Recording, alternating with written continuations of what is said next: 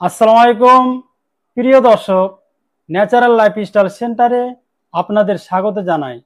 আমি আব্দুস সামাদ, একজন lifestyle modifier ও adviser. আজ আমরা খুব গুরুত্বপূর্ণ একটি বিষয় নিয়ে আলোচনা করব, আর সেটি হচ্ছে ইনফার্টিলিটি বা বন্ধ্যাত্ব। অনেকেই এই সমস্যায় ভুগছেন, কিন্তু লজ্জা বা অজ্ঞতার কারণে খোলাখুলি আলোচনা করতে চান না। তাই আজ আমি আপনাদের সাথে এই বিষয়ে সহজ ভাষায় কথা বলবো। বন্ধ্যাত্ব কি, কেন হয়, এর লক্ষণগুলো কি কি, এবং ন্যাচারাল পদ্ধতিতে এর সমাধান কিভাবে করা যায়। প্রথমে আমরা আলোচনা করব ইনফার্টিলিটি বা বন্ধ্যাত্ব কি। বন্ধ্যাত্ব মানে হলো একটি দম্পতি 1 বছর বা তার বেশি সময় ধরে চেষ্টা করার পরও সন্তান ধারণ করতে না পারা। এটি শুধু মহিলাদের সমস্যা নয়, পুরুষদেরও হতে পারে। বন্ধ্যাত্ব কেন হয়? প্রিয় দর্শক, বন্ধ্যাত্বের অনেক কারণ থাকতে পারে। চলুন কয়েকটা সাধারণ কারণ জেনে নিই। পুরুষদের ক্ষেত্রে শুক্রাণুর সংখ্যা কম বা গুণগত মান খারাপ হওয়া, হরমোনের ভারসাম্যহীনতা, ডায়াবেটিস, থাইরয়েডের মতো রোগে ভোগা, ধূমপান, মদ্যপানে দীর্ঘদিন ধরে আসক্ত থাকা, অতিরিক্ত মানসিক চাপ, কারণে অকারণে টেনশন করা ইত্যাদি। মহিলাদের ক্ষেত্রে ডিম্বাণু তৈরি না হওয়া, পিসিওডি পিসিওএস এর সমস্যা, ফ্যালোপিয়ান টিউব ব্লক হয়ে যাওয়া, থাইরয়েডের সমস্যা, অতিরিক্ত ওজন বা খুব কম ওজন, অতিরিক্ত মানসিক চাপ, কারণে অকারণে টেনশন করা, মোবাইল টিভির সামনে দীর্ঘ সময় ধরে বসে থাকা ইত্যাদি। বন্ধ্যাত্বের লক্ষণগুলো কি কি? বন্ধ্যাত্বের সবচেয়ে বড় লক্ষণ হলো সন্তান ধারণে অক্ষমতা, তবে আরও কিছু লক্ষণ থাকতে পারে। মহিলাদের লক্ষণ: অনিয়মিত মাসিক বা একদম মাসিক বন্ধ হয়ে যাওয়া, মাসিকের সময় তীব্র ব্যথা, মুখে বা শরীরে অতিরিক্ত লোম, হঠাৎ ওজন বেড়ে যাওয়া বা কমে যাওয়া।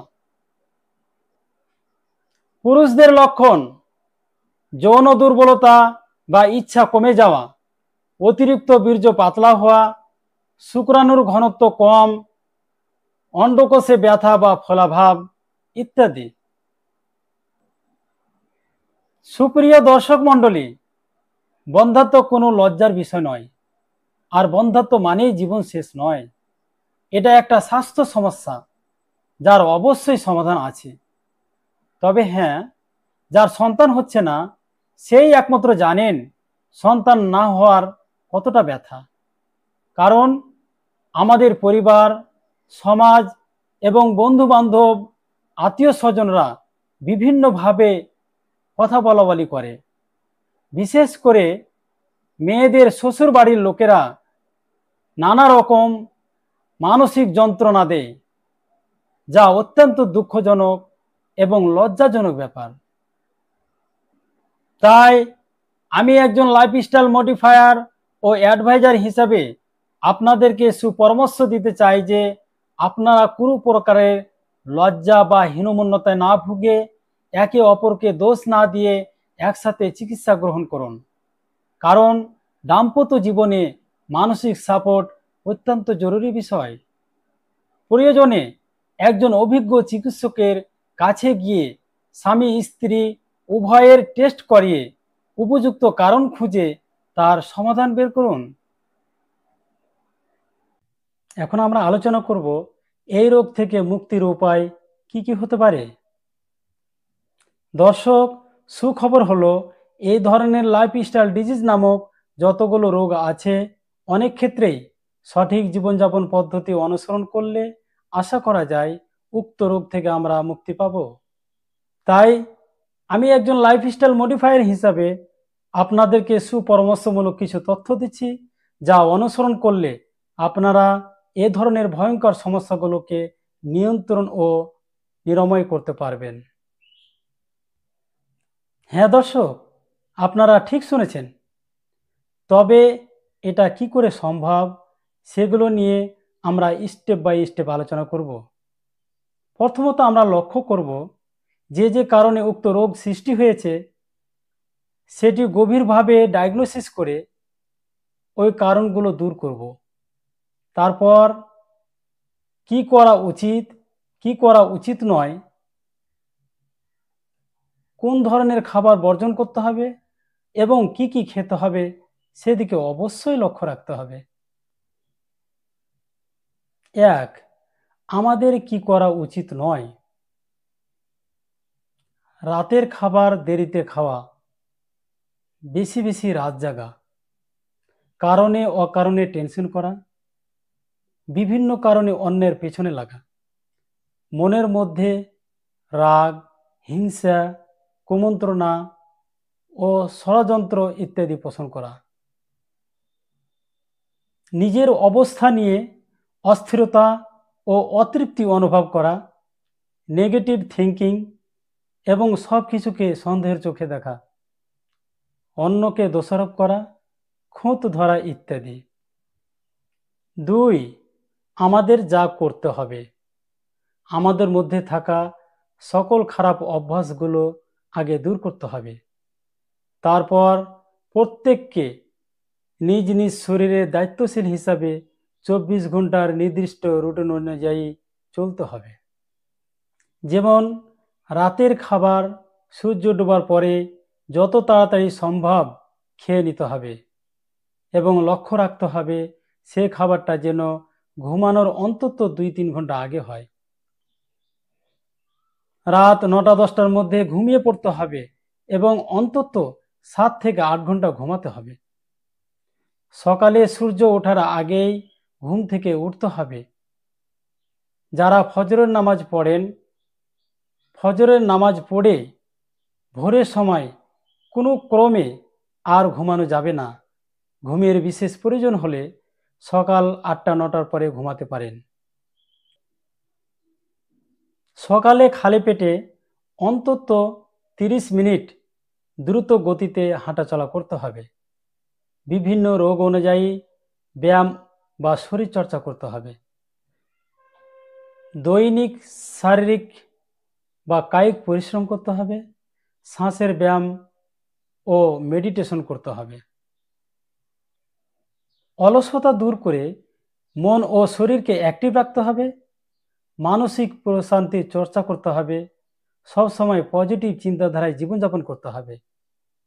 এমনকি মাঝে মধ্যে রোজা বা ফাস্টিং বা উপবাস করতে হবে।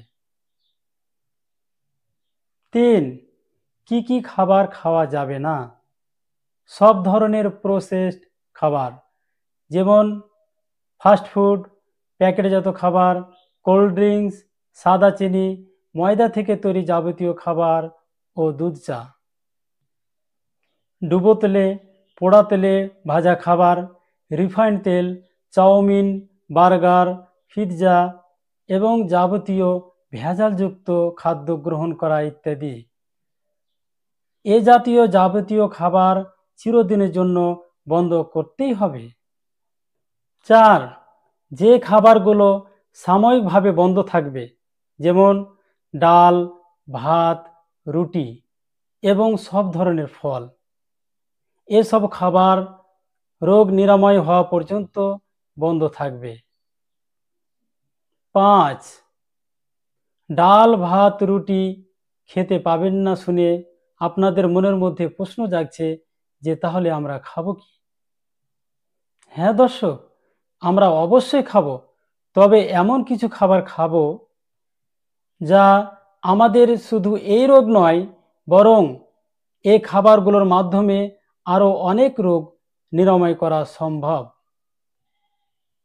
যেমন ভাত রুটির পরিবর্তে পর্যাপ্ত পরিমাণে বিভিন্ন কালারের শাকসবজি, তার সঙ্গে মাছ, মাংস, ডিম, তবে তা অবশ্যই দেশি ও ভালো মানের হতে হবে।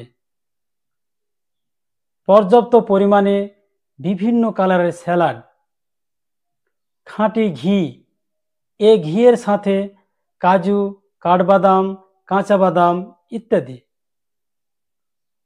খাদ্য গ্রহণের সময় খাবারের দিকে মনোযোগ রেখে ভালো করে চিবিয়ে খেতে হবে।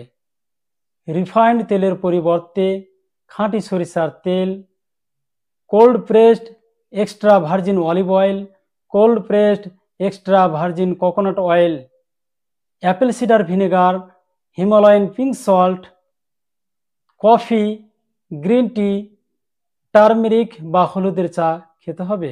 দর্শক, আপনারা যদি চান এই খাবারগুলো কিভাবে, কখন, কি পরিমাণে এবং কার সাথে কোন খাবার মিলিয়ে খেতে হবে সেই সম্পর্কে বিস্তারিতভাবে পরবর্তী ভিডিওর মাধ্যমে জানিয়ে দেব। সুপ্রিয় দর্শক মণ্ডলী, পৃথিবীতে যত রোগ ব্যাধি রয়েছে তার প্রতিকারেরও ব্যবস্থা রয়েছে, এটি একটি চরম সত্য কথা। তবে আমাদের কর্তব্য হচ্ছে সঠিক চিকিৎসার উদ্ভাবন এবং তা গ্রহণ করা।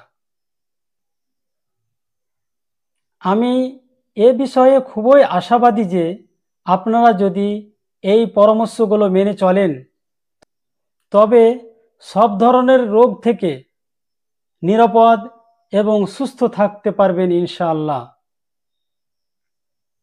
সকলের সুস্বাস্থ্য কামনা করে আজকের মতো এখানেই শেষ করছি।